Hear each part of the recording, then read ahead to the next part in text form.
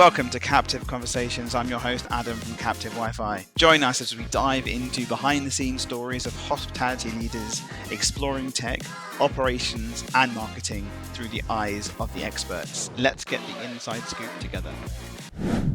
Hello everyone, this is Captive Conversations, episode 23. I keep forgetting the bloody episode number now. But we have Mason from Grateful, CEO, co-founder, not CEO yet. And we've got lots to talk about actually, because there's some really interesting things that I don't know about that you're going to help me with.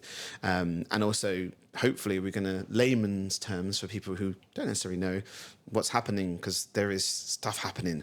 Yeah. But before all of that, anyway, so let's do a little wave. So if you could give everyone a wave to the video, hello, and virtual wave to other people. I didn't do a bop along, but you're a bit younger than me, so we can do this little bop along. This is the intro to the podcast, and I'm going to do my little dad dancing. So I like this, but we haven't done it for a while, so I'm going to do a little, you do a little clapping dance. Anyway, that's me. I embarrass myself, but it's all good. Okay. It's good.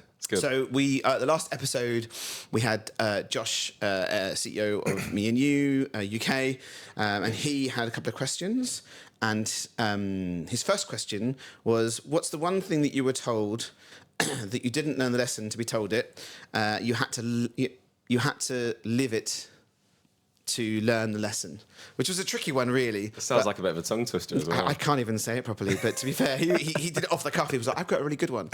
So, yeah. But I think we talked about off camera, we had a little discussion about it, but I think there's a good one. So Answer number one, please. I think it's quite fitting because of where we are as a business, sort of specifically thinking about building the platform, the time frame it's taken us to get to this point, and ultimately how much further we need to go to get the product to where we want it to be. So initially starting the business, I guess, naively, and also being told, we can build the products in X amount of days, but then it's all about getting to an MVP stage, getting live, and then, building the product out from there. So, we've been operating for 2.5 years fully live, and we're still building things out in the platform. Yeah. Whereas when we were starting, it's, we can get everything running up in a quarter or a quarter and a half, for example. So that's a nice. I'd probably say that thing. Yeah. I think that's like we're building stuff as well, and it's really, really interesting to talk to people. Yeah. I don't have a team of devs sitting in I'm not Vita Mojo, nor are you. We don't have a team of devs sitting elsewhere, right? Or Tenzo sitting there continuously programming with all their investment. I've been there. I think it's fun. Look, it's not necessarily a bad thing. It's a good thing because we've built the product out over time. Yeah, you're learning. On feedback from clients, so it's essentially been built out and tailored to those clients that onboarded us early days. I think an interesting point as well is we had Stephen Rolfe from Curve here the other day, and he was like, you have to make mistakes to learn. Yeah. And I think that's a really big piece of building, because lots of people are like, can't make any mistakes, but you've got to make mistakes to get that feedback. Anyway, that's definitely a good one. And then the second one is favorite kind of book, podcast, course, whatever that you have been on or that has shifted the needle. I'll probably say Master Your Next 5 Moves by Patrick Bet-David. It's a book that I've just recently read, actually. It's all about thinking bigger picture, blue water thinking, and essentially sort of setting your life and business up for longer term, and sort of acting strategically, not just thinking right here in the right now. Actually bringing your head above the parapet and thinking, right, how's this going to benefit the business in 2, 3, 4, 5 years to come? Yeah. Whether it's exit or exponential growth or growing into different territories through strategic partnerships, they might not be benefiting you now. Yeah. But how is this going to positively impact your life and potentially the business, the team, in subsequent years? So I think that's the one that's resonated with me most. I said I'd actually like to link to that, but I will put it in the show notes so people can see it. I think the challenge is that you're building a tech platform in hospitality specifically. You're always treading water. Yeah. To be fair, I've been there. I am there, and I'm doing lots of other things. But yeah, I feel you. And again, you're still improving and changing. So if you can have the time to see the future, or at least put the plan in place, I guess it's the plan, isn't it? It's that 5-year plan, I guess. Yeah, it's a mix. Yeah, and it's like, what can you do now that will then pay dividends in 5 years' time, 10 years' time, for example. Effective change. Exactly, that's a good word. Effective change. Yeah. Okay. We're going to go on to standard questions, and those standard questions are, and there's just 2 of them, it's best hospitality experience. Does it have to be in the UK or can it be Anywhere you anywhere? like, doesn't matter. Could have been in Bali, in Thailand, or whatever. Somewhere that you went that was like, that was Yeah. proper hospitality. Because Yeah, different yeah, yeah. people, there's another podcast I listened to, a guy called Sean Walsheff in America, and he asks, which is pretty awesome, and he asks, like, what is hospitality to you? So it's really interesting. So it could be anything, really. Hospitality is massive, but it doesn't even have to be a restaurant. It could be anything. I think it's the one that instantly comes to mind is like a very wow experience that I had. So I went to a restaurant or cabaret restaurant in Ibiza called Leo. Yeah. And from the moment that you walk in to the moment you leave, it's all very wow. Like the service is incredible. The cabaret show is amazing. The work and the effort and the time that's gone into putting that whole piece together from start to finish. Yeah. You know, if you go early and you walk around the arena, you can actually see the team coming together in a huddle. Oh, and you can see that level of, I guess, teamwork and camaraderie. But then actually looking at that being executed throughout an evening, all the way from... Is it immersive? So are they all throughout the, exactly, the people on the tables and everything else, rather than just show? There's a whole water experience, there's like gymnastics. Yeah. But then, the whole service throughout the whole evening, when I've been, it's been incredible. Yeah. The music, everything just fits together and flows really Was well. it one of those ones where you dress up for the occasion and in theme, or was it just you experience what's there? I think they have certain nights or certain themes each night. You know, certain DJs, certain acts that they do that they bring on. Yeah. But it's you dress up to go there. It's a nice place. Awesome. It's good. So it's not a party hard until like 4 a.m. It or does, is it afterwards? It does turn into that afterwards. Yeah. Of course, it's Ibiza. Okay, best hospitality tech, and you can't see yourself unfortunately, but best hospitality tech. I'd probably have to say the guys at Pay Captain. Now that's not to discount any of the people that we work with. You know, we've got loads of fantastic relationships in the industry, but Pay Captain I think are sort of doing a very similar thing to us, but for payroll. They're modernising that whole process. The feedback that when we've heard them being talked about in the industry has always been impeccable. We work really, really closely with them, and you know, there's so much room for a partnership between us and Pay Captain. That's growing. We're getting more mutual clients as weeks go on. So I'll probably have to say those guys. Okay, I'll put it in the show notes so people can see it. Yeah. With your little referral link from Grateful. Yeah. Amazing. Okay, link to our partner page. Yes. Yeah. Or turn to look at his partner page for all his amazing partners as well. Okay, so we're sort of going to go back a bit, really. So I keep doing this like back in time. Let's go back because you weren't always in hospitality tech. So where did the journey start? Like, where did you start? Before you were in Grateful, where did Grateful begin? Like, what? Why? Like I'm going to create this platform. It's a great idea. So, I'm going to create hospitality tech because let's do it. Yeah. So, tell me the story. So, I mean, I've always been in technology. Yes. But the sort of defining moment there was a couple really in conjunction with one another. I'd been over in the States in 2021. And obviously, I've experienced hospitality all the way through my life in the UK. Gone over to the US, and sort of generally speaking, they were, it was almost like night and day between the service of, servers out there being, very, I won't say over the top, but you could tell that they were, really, really working for their tips. And that then to me as a customer resonated quite well. Yeah. I then come back to England, and I'd had sort of experience when I've been sat in a restaurant in Leeds, where I'm from, and there was two people that were serving me. There was a lady that was serving me that was great. She was amazing, really, really good energy. She could tell she wanted to be there. She was giving it her all, and then there was someone else there that wasn't necessarily giving it their all. Yeah. You could tell they didn't really want to be there, and they both served us. And by the time then that the lady had gone off shift, we were then paying for the bill. Yeah. Don't carry cash. I had no transparency as a consumer to know that my tip was going to go to that specific person if I left a tip on the card machine, for example. So I wanted to tell her how grateful I was for that good service. Yeah. But she wasn't there, and I couldn't tell her. She wouldn't have known that I really appreciated that, and I was showing gratitude. So that's where the idea came from. When the business started, it was all around every individual in hospitality was going to have their own QR code, essentially, and you could... put on t-shirts. You'd be surprised at the amount of different scenarios that we thought about, but that ilk. Yeah. And then obviously as time goes on, it's then developed into essentially like a technology integrator, integrating into EPOS, payroll, workforce management to essentially still create that level of transparency and modernization throughout the whole tipping process, because from start to finish. So I'm going to interrupt you a bit because we're going way into the product. And I want to know more about you. Fine. So this is the story part. Right. So we talk about Grateful and how the integrations and how it's amazing and all that sort of stuff. But let's go a bit back and go into So you had that experience. Was that then you going, okay, I need to something? Because one thing I will say, which is really interesting, is, and someone made the comment the other day on the podcast. Some people are in hospitality as a career, and some people are hospitality as a stopgap. And I think that is really interesting from the two pieces that you've mentioned. Yeah. Because the lady that you had was working there because most likely either she had the passion or she wanted it to be her career, and the other person was just there because it's a job. So in America, it's very interesting because the America and Australia are very much, they do it to a specific career. They're there for the career, and also the tips are different. Yeah. But so what happened after you? So listen. Years and years ago, many years ago, when I was younger, I left IT to become a nightclub promoter. That's what you do when you're younger, and that's because I got turned away from a nightclub that I flagged my way into.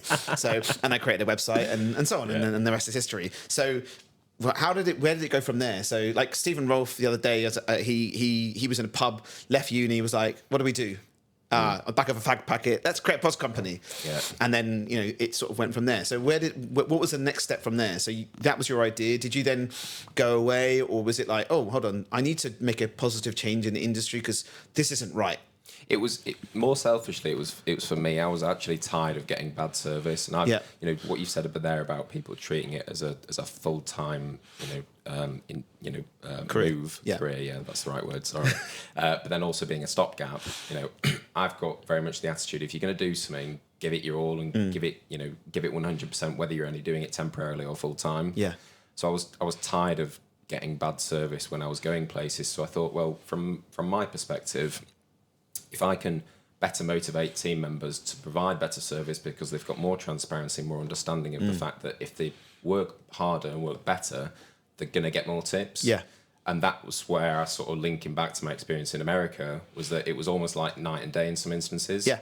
So it was really for me to try and sort of solve the issue of going into a restaurant or going somewhere and actually better incentivizing team members to provide great service, and then consumers are going to get that great service. Yeah. And that's where the name came from. Quite often people don't necessarily get the name straight away, but it's cyclical. Yeah. So the customer's grateful for good service. The worker is grateful for the employment. Who came up with the name? It was me. Was it you? Yeah. Light bulb moment. Yeah. Nice. Okay, so then what happened then? You sat down and was like, right, let's build this, or were you, I'm going to meet people, or where did it go? Because like anyone tomorrow could be like, I want to build this. Boom. We've got people the whole time that want to that talk to me. Oh, you've got devs, right? I was like, yeah. Oh, can we build an app? I was like, no. It's not that easy. So like, where was the process? Because it's challenging, man. Like it's not easy just to go. Did you meet people? Did you get introduced to someone? Like for example, Jonah went through to Antler through that and met people, other people we know got investment.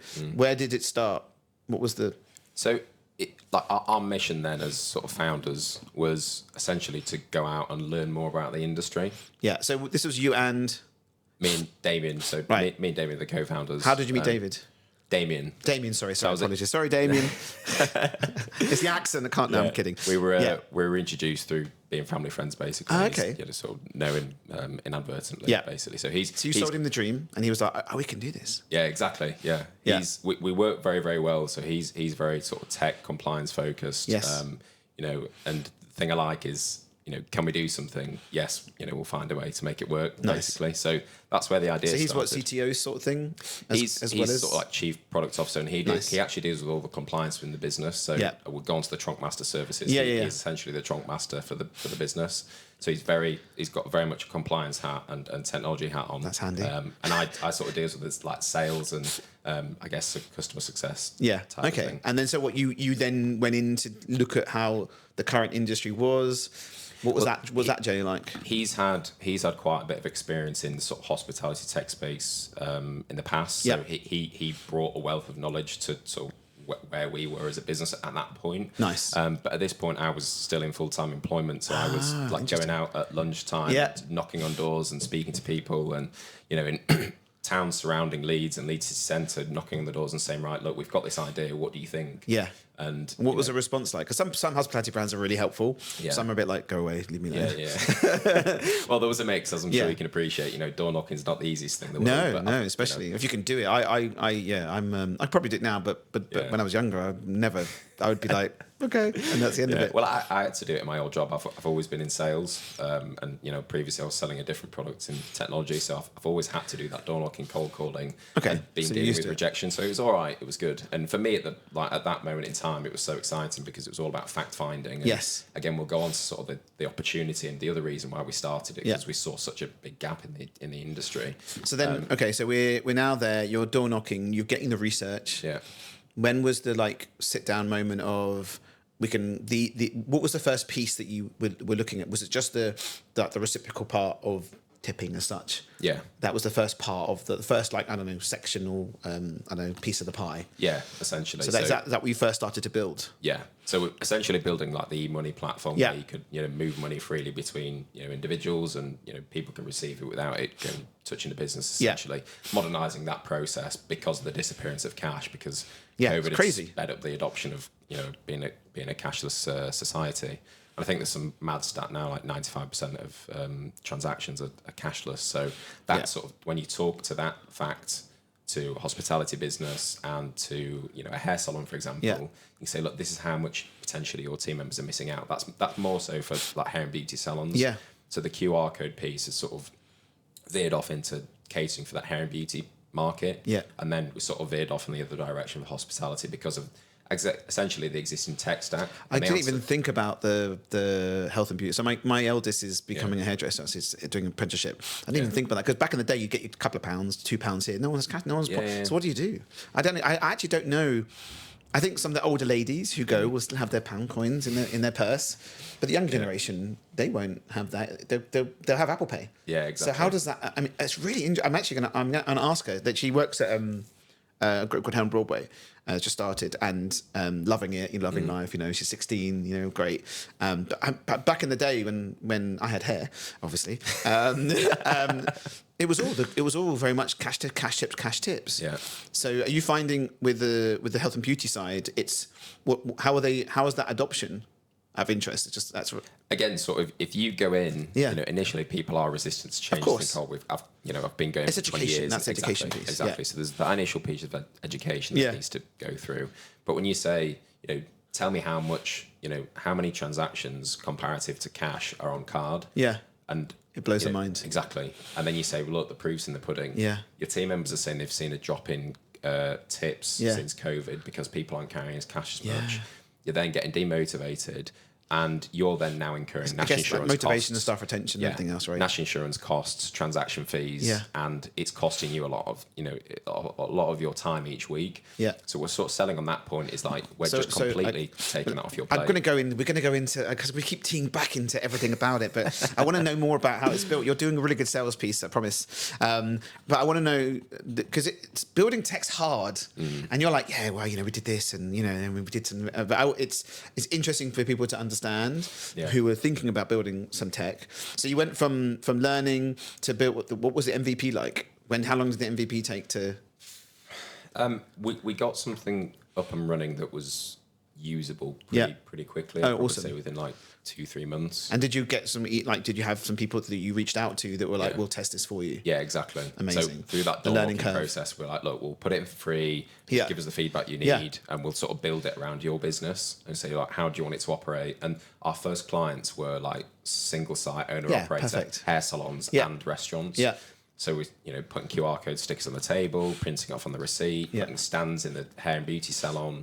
And just it was all about getting feedback at that stage. It's like, right, where do you think the pain points are? And I would go stand in hair and beauty salons of the clients that we were with and just stand there and just like watch what the whole customer experience was like and see That's amazing. whether they were looking at it and not interacting, whether they were trying to scan it and it wasn't working. And did you manage to speak to those people as well to find out what they thought? I spoke to a couple of people, but then I also didn't want to start. Of course, I didn't want to, Yeah. Why are you not using this? Yeah. I get it. Okay, so interesting. And then, and then from there to getting a product working. So that, and we're just talking about the tipping side for the start, right? Yeah. And then, so when did your first cohort of clients roll out? Like, when did you get the first lot from once MVP was done, and then you had like a working-ish product? Yeah. When did that? How long ago was that? God, that was like early 2023. Yeah. So I was sorry, not early 2023. Sorry, I'm getting mixed up. 2022 after I started the business. So I was still in employment at this stage. So you were still doing all this stuff while still being fully employed. Yeah. When was the? I can't take credit for building the platform. It wasn't me. It was Damien. But I was sort of trying to get clients in my spare time. Yes. And so was he full time at that point? No. Oh, okay, both of you. Awesome. Yeah. So that probably elongated the whole process. Yeah, which of course. Sort of loops back to the original question. Yeah, but that gives you that buffer, right? Yeah. So loads of people do that. Loads of people stay with where they are, and then when you find that pinch point of, hold on, now I can actually do this. Yeah. Because it's your life, right? Exactly. So how long does it take to then flick to full time and take the plunge? So I went full time February 2023. Yeah. And then that was obviously last year, and it was still very much door knocking because we collectively have not come into the industry with a blue book of people that we can go speak to. Yeah. So it was all about like building the product, getting feedback, and being full time allowed me to think, right, this hit is the ground what we need running to and do. go. Exactly. This is where the pain points are for the industry. This is where we can add value. Yeah. It's all well and good as hypothesizing everything in the background from a customer's perspective, but if you're selling to a decision maker, you need to understand what's going to move the needle for them. So it was all about understanding that in great detail, which getting that sales process right for hospitality, because tech's a bit different to hospitality, and hospitality owners are sometimes challenging, or even beauty owners and are also challenging. They're all a bit, if you're looking at single operators, you have these like very people are busy as well. Yeah, no one's got time. Like a split second to get their attention. Talk to a pain point and say, look, this is. So were you like? I know I'm going on about it, but were you like on the ground, boom, and then still am. Yeah. And then were you using them because one of the questions I spoke to a little while ago on another podcast, I listened to another podcast, was recommendations like 85%, right? So once you've got a little cohort of people, did you then ask them, or no one's got time, but they will talk? Did that happen a little bit organically, like as in recommendation from place to place? It did, and it's still growing, and now it's it's bigger and better than it ever has been from a referral perspective. But again, when you've only got like a handful of clients and it is slowly growing, but it was all from outbound activity. Yeah. That's amazing. We tried different marketing activities, but nothing was better than going and knocking on a door, speaking to an operator, speaking to the team, or calling someone. Yeah. So that's where we found, most of our growth has come from. And then so now, let's go all the way. So the tipping was that part. Then what was the next thing to hit the challenge to add to the pie of features? So it's essentially what we've got now is like the Tronc element of the platform. Yeah. Actually, there was an interim where we built in the feature to like leave a review as well as leaving a tip. Yeah. So we thought from an operator's perspective, if you can see the people that are getting tipped, the amount that are getting tipped, and then also the review that's being left, that collectively in a platform can work really well. But that was a prime example of building a feature out that an operator actually didn't really want because I'm holding my hands up. Yeah, that's learning. Right? They want, exactly, so that they actually want reviews publicly. Yes. And especially if you're talking to a hair and beauty salon, they want Google reviews. They want things that are publicly visible. They don't want to just see it and not do anything with it. Yeah. And we weren't going to go down the route of being a reviews platform. So that was like a little interlude. But then sort of building out that Tronc piece. So again, going all the way back. I'm not an operator, right? Yeah. And I'm in hospitality tech, so I have seen Tronc sheets. But for the people who don't know what Tronc is, because we do put it on YouTube, and other people out of hospitality, so what is Tronc? And give me a little quick overview on what Tronc is for a business. So Tronc is essentially like a formal tip pooling arrangement Yeah. that is commonly used with hospitality businesses Yeah. across the board: hotels, bars, restaurants, cafes, pubs. You name it. Anywhere that's going to collect tips, Yeah. essentially. Less common in hair salons Yeah. because of what we've just spoke about. But essentially a way to sort of drive fairness and some level of transparency and trust with employees. And create that standardized process for tip pooling arrangements. So instead of back in the day when you get a tip, you stick it in your pocket and you disappear off home. Yeah. You're talking about that company will have an agreement to everything goes in the pot. Yeah. And then the chefs can get X percentage. Exactly, yeah. And then because poor chefs, they work hard. No one's going to go into the kitchen and give them a tip, are they? Yeah. So and then is that basically setting the percentages and making it fair across the board? Essentially, I mean, there's loads of different ways of doing it, and but the basics of it is that basically Exactly. setting standardizing it for the business. Yeah. And lots of people still do it in Excel. Exactly. Yeah. Less so now. Yes. Well, actually, people are still doing stock control in Excel, which is really interesting. Yeah. So I think you'll find there are some businesses probably still doing it. But yes, they need to. So then you built in that to manage that basically. Essentially, yeah. So if you sort of going back to the benefits and what a Tronc is, essentially the sort of thing that mainly moves the needle for businesses is the sort of national insurance exemptions and the benefit of that. So the business gets the exemption and I guess the break there, and the employees actually end up earning more through a Tronc scheme. Yeah. So yeah, I'm not going to go down into the weeds. No, but okay, yeah. So basically, it enables the fair tipping. We'll talk about service charge in a bit because I'm going to talk about that, but because that scares the bejesus out of me. But okay, so you built sort of like giving tips as such, and then obviously Tronc as well. So what happens when some people have cash as well as that? How does that work? Well, look.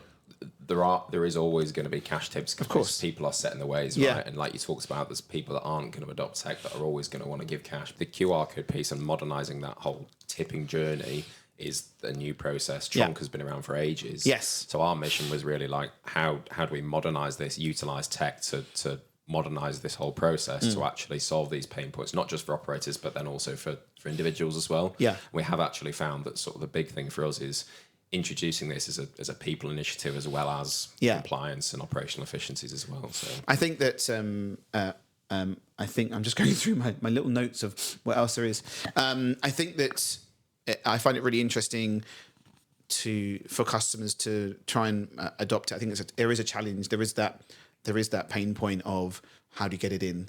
What have you used in the past to get people past that? Because you're in sales, you can make it shining and pretty. What do you like? How do you? I mean, for me, like if you were going into a restaurant, say 5 restaurants, casual dining, perfect opportunity to do it. They've got standard Tronc and they might have something better, but they don't have anything in place, and they've realised that 95% of their customers are now paying by card, and the servers don't really want to do that. What's the how do you approach that? I think, first and foremost, regardless of everything that I'm just about to go into, is that level of honesty. Yeah. And if I think back to like the first clients that we had, we were very honest with them. We said, look, this is our mission, this is what we want to do, but this is where we are now. Yeah. Work with us and we can build this custom solution for you. And we have got to that point. And I think that sort of the level of trust and loyalty that we've got with our existing customers comes from the fact that we've actually done what we say we were going to do every time. So I think first and foremost, that regardless, I think has helped.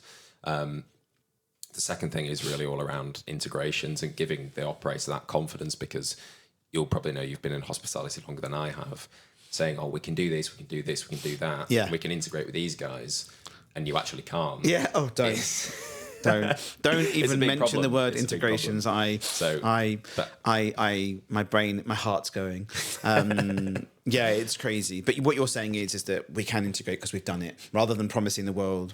Because POS companies out there, some of the older ones will be like, yeah, we can do all that for you, blah, blah, blah, blah. Yeah. And then realistically, you get there and actually, that's going to be 3 months. That's going to be 6 months. Yeah. So, okay, so then you started, did you go then into, once you've offline mode, then it's integrations? And was that as a next step, or was that always in the roadmap? So the integrations obviously is like such an important part of hospitality tech in the industry. Is like the more integrations you have, the better, but they need to add value. Yeah. So from our perspective, when we first started, we didn't have any integrations. Yeah. So then you were learning and building, right? Exactly. So we were going to providers and say, look, this is what we want to do for this particular client, for example. Yeah. What would that integration process look like? And then we can go to the client and say, right, that's what it's going to work like, yes or no kind of thing. And it's just all about like breaking those barriers down. Yeah.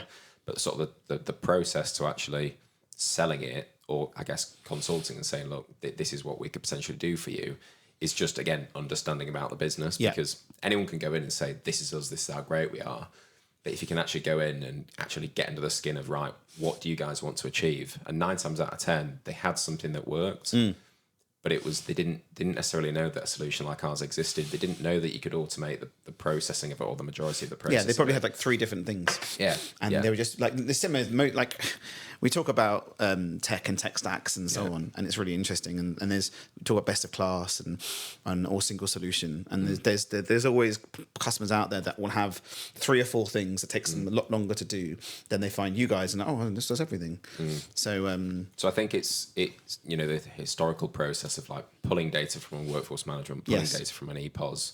So just to get my brain around it, you onboard them on workforce management and then pops into Grateful automatically. So you've done that integration. It creates the account in Grateful? Or? Yeah. So before we go live with a client, we will always integrate with an EPOS provider and a workforce management, and sometimes, like in instance of Pay Captain, a payroll provider as well. Yeah. So we deal with all that. We go through the necessary steps, which I'm not going to bore you with. Yeah. And then we run a parallel period. And really, that we sort of put that in to give us and the customer confidence. Oh, so does it sit in the background, just pulling data in and out until everything looks smooth? Exactly. Nice. Yeah. So we do that, and then basically we onboard the team, and any new starters, leavers, it all is automated through the platform essentially. So if I become an employee of, I don't know, Mr. Mason's Cafe, the new builds, and I'm onboarded by their HR team, I filled out the form, does then Grateful automatically send me a message, an email to set up an account? Or yeah, exactly. So the account essentially is already created. There's just like the last 10% that they need to do, and we can send them the necessary wording as being a Tronc master to notify them of that, give them the opportunity to opt out. Yeah. Not that people usually do, but the necessary wording is all essentially. Yeah. So the compliance side comes through. So that's dealt with for the customer. Yeah. Nice. And then what they log in and can see anything, whatever they want. They can, not whatever they want. They can see the value of what's there. So it depends really on. Again, this is all based on the business and the business's practices and processes. And sort of one of our selling points is that level of customization and not having a one size fits all solution that the business needs to fit into. It's like we can mold our business around. So they can choose the bits and bobs they want to use. So for some businesses, they update like daily, and team members can log in daily and check the transparency daily. Nice. Some teams it's weekly, sometimes it's monthly. It's all dependent on the business's processes and preferences. And where's that money held? So we, in most of the instances, we don't actually touch the money. So we deal with the data processing. Yeah. So we pull the data into our platform, and then we sort of send it back into the payroll platform, so they can. Again, I'll sort of go on to the psychological benefits of the whole of the piece, but they can check their earning real time throughout a period rather than just. I guess so. If you've got payroll included, they can check their wages versus the plus of the tips. Yeah, exactly. Ooh, that's nice. So rather than just getting your pay slip at the end of the month, right? One line on the pay slip to say this is what your Tronc earning is for 4 weeks, 5 weeks that you've worked prior, that increases shift latency. So our really, one of our missions is to massively reduce that, improve operational efficiencies, but then also from a team member's perspective, increase that engagement and retention. Yeah, staff retention is massive, right? I think the benefit of you coming into the industry is that there is a massive issue with staff retention. Yeah. And there's a massive flip-flop of, literally I speak to clients and they go, yeah, the restaurant next door took our head chef and 2 sous chefs. So a week later I went in and gave all their sous chefs more money, and they came over to us. So the head chef was left with 1 sous chef in the restaurant, and literally these restaurants are next door to each other. Right. And he goes, that's what they want to do. Then so he went in and took all, and he goes, they're bloody good, and we're paying them less than the head chef, and that's just chefs, but same with staff as well. Finding good staff is hard, and keeping them is hard. But if you're able to put some systems in place where they can see the benefits and rewards. Yeah. So we don't claim to have this golden bullet that's going to solve this issue, but it's like it helps. We can be one layer of the onion to contribute to that, along with loads of other things that businesses are doing, really, really well in the industry. This is just one string to the bow, basically. Yeah. But then you're giving them the opportunity to log in and see what's there. Yeah. Where previously they'd get a physical piece of paper at the end of the month. Yeah. Well, if you speak to most HR directors or people that deal in payroll, the day after payroll is usually quite chaotic because people are asking questions. They've worked for 4 weeks. They've put a really, really big shift in. Yeah. And they just get one line to show for it. Whereas with our platform, the feedback that we've had from those type of people is that it's now a breeze because all the questions and the uncertainty sort of been covered off through that level of transparency. Nice. And I think that's what people are are they wanting more now. Obviously, like with HR and payroll, there's always these there are lots of questions to ask. One of the I haven't done it yet, but I did a podcast with Amir from Chotomate. Okay. And he's just built a little chatbot. I need to release it because I did it before. He didn't give me a photo, so I did it. I was waiting. Anyway, whatever. It's coming out soon. But he's doing some development. He's just built a chatbot to read all the HR manuals. To then start is testing it in the company. So now HR gets loads of questions all the time, right? All the time. Can we do this? Can I do that? He's built a bot to read and ingest the whole thing. And now people can ask, if I take a holiday here, can I take a holiday there? Or how many holiday days do I have? Or can I do this? Or what's the regulations of that? Could you see something like that happening in the platform? Or because there's the questions people ask the whole time. Yeah. Is that something that could potentially be in there to help the employee? I mean, look, we've thought about it. I mean, we've developed and we've put a lot of time and thought into how team members can interact with us as a business. Oh yeah. We want to make sure that we're massively providing a good service across the board. We've built in seamless chat function so team members can get in touch through the platform whilst they're on the platform. Nice. They've got help guides that they can access straight away that we've sort of building out, and that is being built out by the team real time. Nice. They can get access to the Tronc master directly. They can get responses from team members. Really quickly, basically. Yeah. To allow them to come directly to us rather than going to the HR director because they've invested in us to provide that managed service. Nice. So that's a nice little piece as well, really. So okay. in answer to your question about that automation, we have thought about it and we're not rushing into it mainly because quite often people will ask quite specific questions about on the company. It won't be generic. Previous exactly. So it's not necessarily that we can build it out without a lot of thought. Yeah. And you need that level of human intervention to actually say, right, this is this, and the Tronc master does need to have that level of control over giving the answers and deciding. So when the message goes, so can someone send a message to the Tronc master and they can respond? The guy who looks after that part can respond to the employee within your platform. Oh, awesome! Exactly. Yeah. So okay, great. So rather than sending an email channel. to an HR team, you won't get an email back for 3 days. Yeah.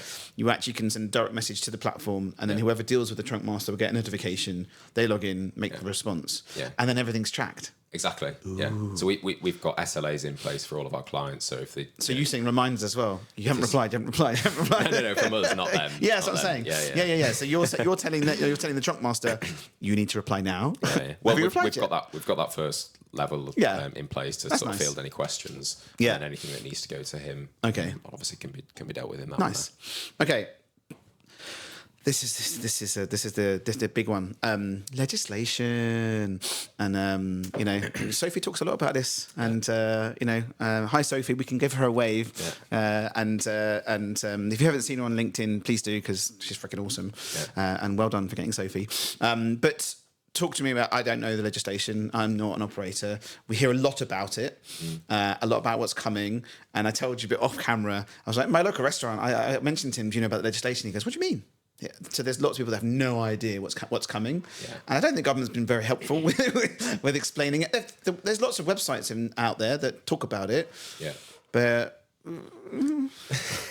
I think that's what most people probably when you say to them, we do it already, or we have it, or what's changing. I think the main thing is more around that level of transparency and fairness and not being discriminatory. Generalizing massively. Yeah. So it's not changing Tronc, it's really sort of giving employees more rights to actually have access to certain pieces of information. I mean, I think the big thing is agency workers getting access to tips. Oh, okay. Tronc, which is some people think it's quite controversial. Some people think it's a good idea. I'm reserving judgment. Our mission is really to enable businesses to do what they need to do, really. So it's all around that level of transparency. So team members need to have. So no longer can Mr. Blogs keep the service charge, put it in his pocket, and piss off. Yeah. So you need to distribute 100% by the end of the following month. The receipt. Yeah. You need to have a written policy for basically everyone in the workplace to access, whether you're an agency or an employed team member. You need to be able to access basically certain tip records. You need to be able to see the overall site takings for the place of business. So you need to pull in all the the actual takings completely, as well as and then this all needs to be accessible by the customer. Oh, sorry, the staff member. The employee. Yeah, the employee. Sorry. And you can't essentially at the moment now, you can't pull tip, or you won't be able to pull tips between different sites. But people that are based centrally, like operations managers, finance, for example, if they can contribute to that place of business and prove that they've done that, they're now then eligible as well. So there's loads of different things that are changing, but generally speaking, it's more around that level of transparency that employees now have the right to be able to access, which is quite fortuitous timing really to a platform like ours, because if you think you speak to an operator now and they've got something that's always worked, it's now changing the landscape for them. They need Can I ask you a question? Because people have asked you this before as well. What happens when, as you mentioned this earlier, with this one woman who does the best service ever and gives you the best service, and you're like, and she stays. She didn't leave this time, right? She's still there. She's not just in the corner having her lunch. And the other guy comes over, finishes the service. He's terrible. He's not great. But you know what? Your first half of the service was awesome. The food was amazing. You want to give a tip. You give a tip on grateful, for example, or you give a tip. But that staff member was terrible. Like his finger hurts, so he couldn't really hold tables properly, and he had an unhappy face for the whole day, and he didn't give the best customer service. And it is what it is. There's different workforce out there. And what happens now? Because that you would have I go to the been told by my wife to go to the cash point, and I would go up to the person and I'd give them the chip with the cash. I have no cash, so what happens with that? I know it's tipping and fairness and so on. How does that? Well, do you think that? I mean, your experience, because you speak to people more than me in this.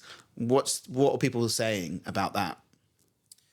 Like from what you've heard, I mean, I know it's fair, and I know I get it. In generally, if you have a Tronc anyway, you have that in rule anyway, right? Yeah. So, are you putting things in place to champion the amazing staff members who are doing really well versus people, like that engagement, the keeping customer retention? If I don't know, Sam is sitting at the bar and just sort of like picking his nose and not really paying attention and not doing anything, and you've got the other bar staff who's killing it. What happens with that? So in answer to your first question, like what happens, if we operate a Tronc solution for a business, that is like a predetermined rule set that is set. So one of the sort of pieces on the government legislation is actually like customer intention.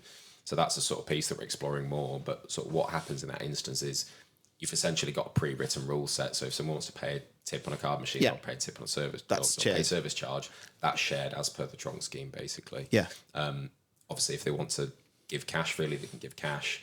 And sort of the separate pieces, if you don't have cash and you want to give another type of tip, that's like another, it's a whole separate conversation. But for every employee that joins a business, they're aware of the rules, they're aware of the regulations, they're aware of how things are allocated and distributed. So do you think in the future there's going to be staff with QR codes or something, or like think about this? So you got Yum Bingo, right? Reviews afterwards. You get the receipt. There's a thingy on there. You can choose your server. Could you see stuff? I don't know if you're looking. I mean, different people use different feedback platforms, but the Bingo platform is there on the bill. I think it's still on the bill. I don't know if it's still doing that, but from my memory of back in the day, you get the bill, it will be there. You choose, and the server gives it to you who served you.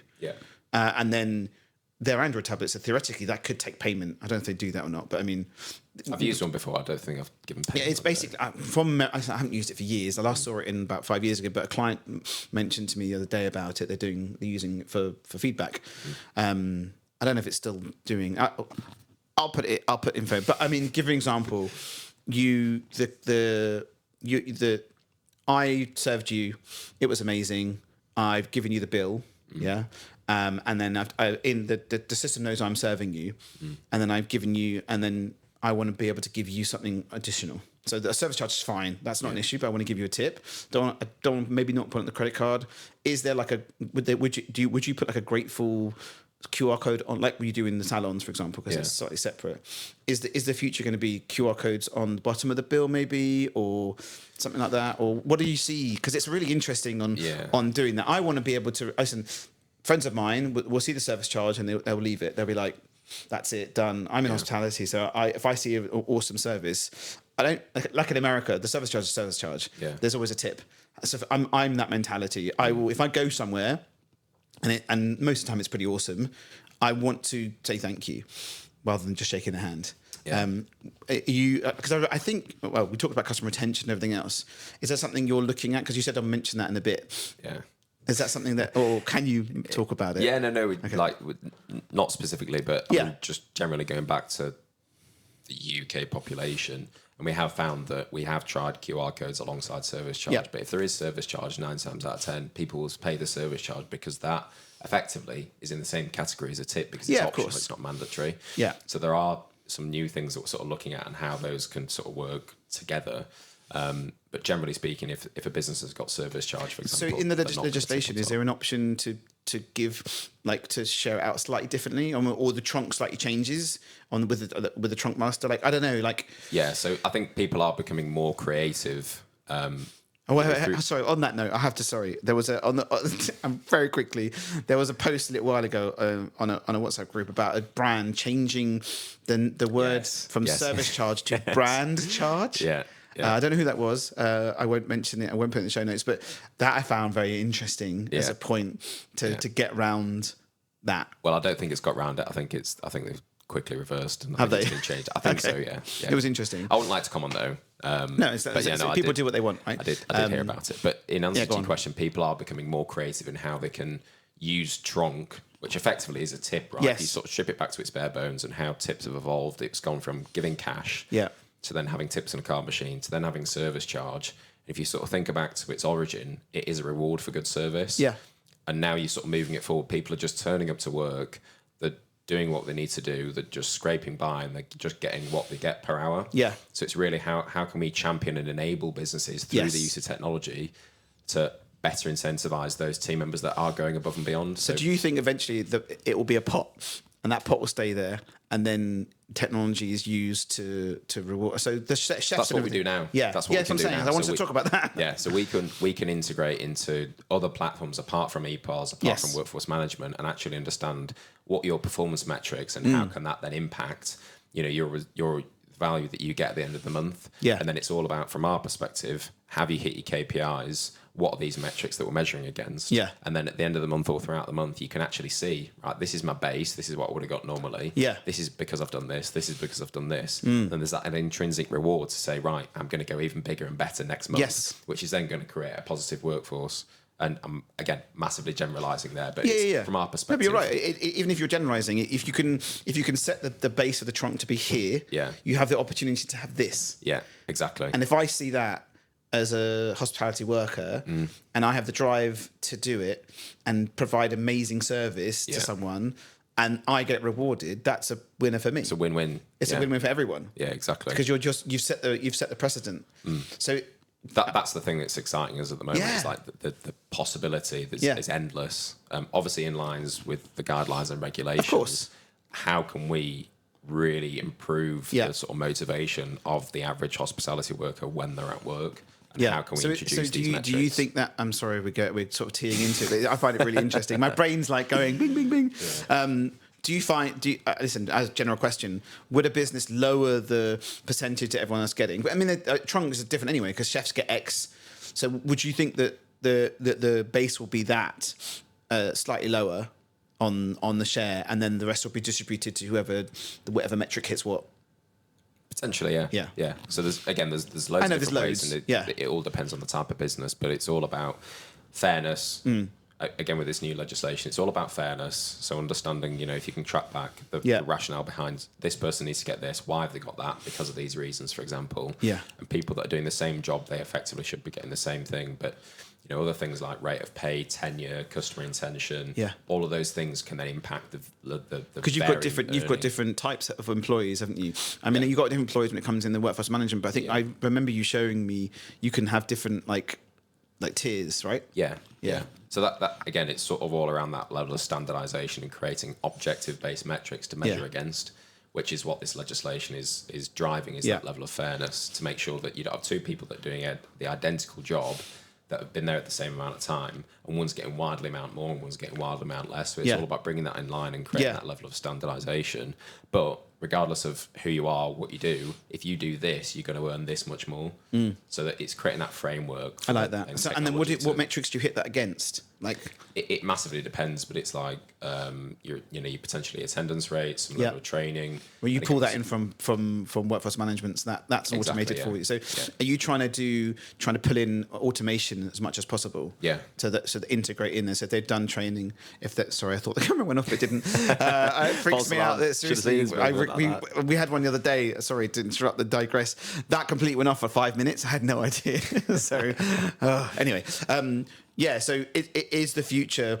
It just does the smart system pulls all the data in and then figures it all out itself, basically. So then those metrics and levels are all done because the system as you pulling in from does it for you. Yeah, that's the value of the platform. Yeah, because again, like I said, we're modernising it historically. Okay, so talk to me. What do I say to Paolo, who has Paolo's Italian, where I live, who literally went because he's a chef owner operator. Yeah, he's got 10, 15 staff.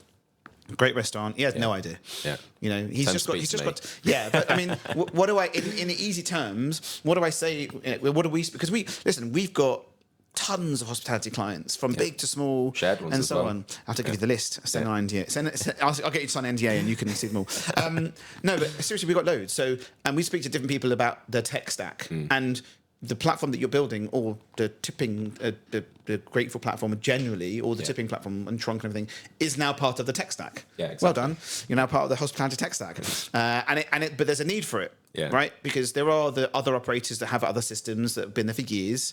What do I say to the smaller operators? Who you've been to, the ones and twos and so on. Yeah. What do I say to them? I'd love to introduce you, but as a non-compliant person who doesn't know much about the platform, I've seen it and it looks really nice. But what do I say? Actually, well, go look at the government's website and this is the thingy, because they want the highlights, right? Yeah. So I think there's 2 points. One, you're going to give me a one page and we'll put that on the link to show notes to make it simple.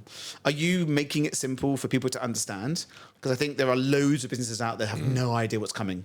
And there's going to be a wave of the last minute sign-ups. Yeah, I think our job really, as much as transparency and creating this benefit for a business, is actually simplifying it and actually making it easy for people. That's what everyone probably wants. One of the most impatient people you will know. Yeah. Right? And it's how can we translate that into our business and how can we provide value? So creating bite-sized pieces of content and actually just simplifying and say, look, these are the bits you need to do. Yeah. These are the bits you need to be aware of. Yeah. If you've got any questions, speak to us basically. Try and spell it out as quickly as possible. And owner-operator or just hospitality in general, people, leaders. Yeah.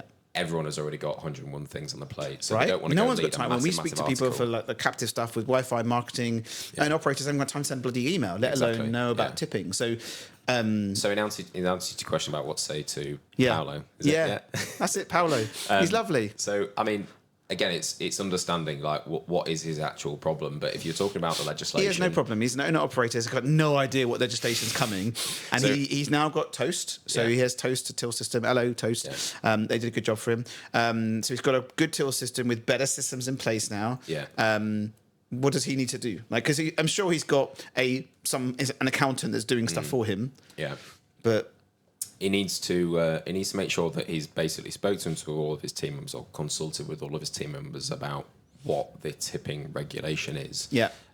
He needs to have a written policy. He needs to be able to provide certain pieces of information to team members upon request. Yeah. So like the amount that the business has taken in tips, tipping records for them, particularly from that date onwards. Yeah. If he does have any agency workers, he needs to make sure he's paying them. He's got one site, so he doesn't need to worry about tip pooling between different sites. And it's just that level of transparency. Tip pooling. So if you've got like 10 sites and someone's moving from place to place. Well, if you're contributing to that particular place of business, you can get tips for that, for your time that you've worked there. Yeah. But historically, businesses have taken it all into one pool and distributed it out again. So this is all around people that are contributing to that place of business. Okay, so a single operator, basically, there's like 5 points he needs to sort out. Yeah. Okay, I'll get the infographic from you and I'll send it to him. I just think people are scared. Like government does this. They do it. It's like, they'll put things in place and then, who's really going to check it? Are they? But I reckon they really will probably stamp their foot down and make people see. Like they'll it's going to happen, isn't it? Yeah, and I think in fairness as well, that they have kept pushing it back, and people have moaned about it because the time frame has kept being pushed back. But I think as well, it's also their view of actually considering the complexity of the different types of businesses. I love that they want to make it fair. They have recently moved it back, obviously, to October from its original date. Yeah. I think that was really just to give businesses time because of the certain intricacies of different types of the industry. They were actually giving people time and understanding that it is complex, or certain parts of it are complex if you haven't heard of it before. Yeah. So it's essentially giving them time to go through that in more detail and make sure that it is right for them. They're operating the right side of the law, and it's going to work for the team members as well. Is there good information online on the government side to show, or is it just lots of documentation? Look, I think that the information is quite clear. There's still some questions. Yeah, but you're grateful. You probably read it 1,000 times. But yeah, I mean, listen, I guess that they'll have information, but yeah. I think, as you said, hospitality operators don't have time, and there needs to be something out there that can make it simple. Yeah. And people can start without the integrations, right? You don't need to have all the bells and whistles. You can just go hit the ground running, set your Tronc out, do your tipping, and then it's done. Exactly. Yeah. But the real value in our platform is through the automations. Of course. I mean, that's the winning piece, right? Because there's less barrier to entry. That's the one. It's all about keeping it simple. And we're in tech, so it's KISS. Keep it simple, stupid, or keep it stupid, simple. It's got to be simple. Yeah, KISS. I like that one. Yeah. Don't tell many people about it. I have to steal that one off you now. Yeah, you can use it. It basically needs to be keep it stupid, simple. If it's not stupid, simple, then people won't adopt. And there's the challenge of adoption. So, and I guess you also have change management and getting people to adopt it. So that's the other piece. If you're looking at a bigger group, if they haven't got the change management at the top, it's like going for your stock control platform. Yeah, we're using new stock control platform. Just log in, and then no one uses it. Yeah. So I think that's another thing. I guess. How are you finding we'll talk about it, but it's more in it as well. One more thing afterwards. Adoption.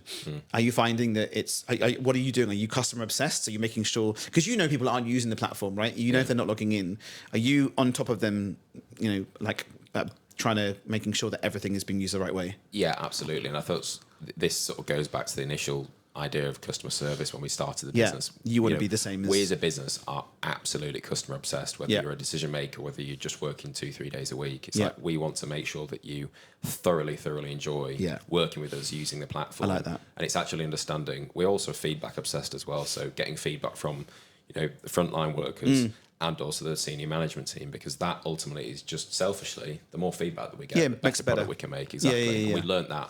That probably actually is a better answer to your first question, is like you can think, all three of you or two of you can sit in a room and hypothesize, right, this is the product that we're going to build. Yeah. You can start building it, and then you go to market and it's completely different. Yeah, everything changes. Yeah, it's really nice. We're the same. Customer session, customer service, 150% go through the roof. And if you don't do that, then you're not treating your customer the best way. So that's really nice to see. Okay, last piece before we ask the questions. Is there anything new? Can you share anything interesting? Is there any new stuff that's coming out, or that you're allowed to talk about that might come? That's in the roadmap that you can share to people? Without going into too much detail, we've got a lot of stuff that's coming in the pipeline that's actually going to build so much more value for the end user and their whole experience with us. And that's really sort of where we're heading as well. Is making sure that we can increase our visibility in the market, increase credibility, work with more businesses, but then really being obsessed about how we can add value to those individuals that are working within the industry, because that ultimately is going to move the needle even further. Do you think that the people who do QR codes and stuff? Do you think that I don't know if you do at the moment, but would you, with the QR codes, do you put your logo on it with the branding and stuff? We can do. Again, we don't have a hard and fast rule on whether we do or whether we don't. It's like what would you prefer? So hold on, wait. There's a reason for it, because with we had Josh and me and you here previously, and they've been around for ages. The brand's been around for ages, and people will use it at different locations. So they do the QR code with their logo because there's a level of trust. Now, I've seen your logo online. I've seen your logo of what you do. When you get to the stage where they're in an area where you've got lots of operators using it, my brain would see, oh, I know they're using that. I trust in that. Yeah. That's why I think that having that, not like everywhere, obviously, because it's the customer's choice. If they want their branding, you know what people are like, they want their own branding. But I think I could see very much your logo on a table, in the corner. You know, you got the QR ordering, and then you got that, or even you plugging into those sort of things. I think the main thing, and the majority of the clients that we have and work with now is our core Tronc product, right? Yeah, and in that instance, we're essentially just a technology integrator, so we don't get involved in that customer journey. But there is a piece that we're doing in the background now as to how we can sort of push that brand out to being a customer-facing brand and act as that level of trust. Yes. You know, you go in, you used to see like the Visa signs and the stickers on the windows. And then you're on there as well. Yeah. And then there's trust in like that. But because then there's trust in the staff the guests coming in to see that in brand and go, oh, everything's fair. Yeah, exactly. That's nice. I like that. Okay, so we're coming to the end, so I'm going to give you a little round of applause. Thank you. I might have gone in. I might what? Where's the dance? No, the dance was at the beginning. We did a little boogie. I'm not going to embarrass myself towards the end, so it's fine. You didn't dance with me, so you don't get the points. But it's all good. But yeah, so this was really interesting, actually. I don't know all about Tronc and tipping and legislation, and there's definitely a need. And I'm glad you're in now because this will come out in a couple of weeks, and before people can see. So I might actually take a snippet of what you talked about and post that earlier, because there is a need for people to know about what's going to come. Yeah. Because typical hospitality, it will all be like, last minute. I like that word. I don't know. I do that all the time. But yeah, so I think, thank you. It's really interesting to listen. But we're at the end questions. So the end questions are best restaurant. I'd probably say Rocker Charlotte Street downstairs. I don't know what it's called. I forget the name of it. Something like that. Anyway. That is awesome downstairs. That's really good. I mean, look, there's so many, especially in London as well. There's so many different types, and it's so hard to choose because you're spoilt for choice. But that's probably the first one that comes to mind. So I think someone mentioned this a couple of last week, the same thing, and they was like, "Yeah, when I can afford it, Rocker Charlotte Street." Yeah, of course. It's not an everyday one. I mentioned to him because it's part of that. We work with that group, and they have a restaurant in Soho called Incognito, which is part of Azumi, which is the same people as Rocker, and it's not as expensive, and it's just off of Kingly Court. So Incognito, check it out. Yeah. It's awesome as well. But yeah, Rocker Charlotte Street is a love for me. It's that downstairs is really cool. Yeah. And it's for the music, right? You know, you sort of asked what my most memorable experience was. Yeah. I think food is such an important thing. Service is such an important thing. But that music, service, food, all packaged together, I think is what makes a good experience for me. Definitely. And it's a long-lasting experience because you remember it, right? Yeah, exactly. It's put those pieces together. Okay, best burger. I don't go for burgers that often, but if I was to choose, I would probably say burger and lobster. Oh, okay, interesting. Yeah, lobster and the burger. Yeah. But no carbs. No. It's a lot of carbs. That burger's big. It's good, yeah. And I don't know what the sauce is called on the side. It's like a garlic butter herb, and you pour it all over the chips. It's good. Yeah, burger and lobster's awesome. They were doing a deal recently, I think. Anyway, I won't go into that. I actually saw. I don't know when it was. I'll have to ask them.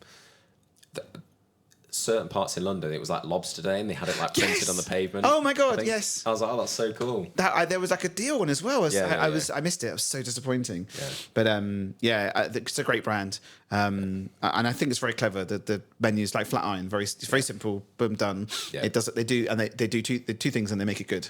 Yeah. Okay, so I'll put that in the show notes. Yeah. Best hotel. Ooh. And it could be anywhere. I don't know. I'm just going to think in London for actually no, the Atlantis. Yeah, in Dubai. And the only reason I'm saying that is because I did go a while ago when I was a kid, and that was the most memorable experience. You walk in, there's a massive fish tank with sharks swimming around everywhere. That I'd probably say, rather than my best hotel, it's like my most memorable experience in a hotel. Okay. That's okay. You can have that. Okay, so we were at the end, and we have 2 questions for the next guest. And I did tell him who it was because it slipped out. I don't tell anyone. So 2 questions. It could be anything from operator to marketer to service provider. Anything. Could be anyone. So 2 questions. People tend to do different questions on different types. Totally up to you. I mean, this is probably a standard one because of the, industry that we're in. But what made them getting into hospitality. Yep. Great. And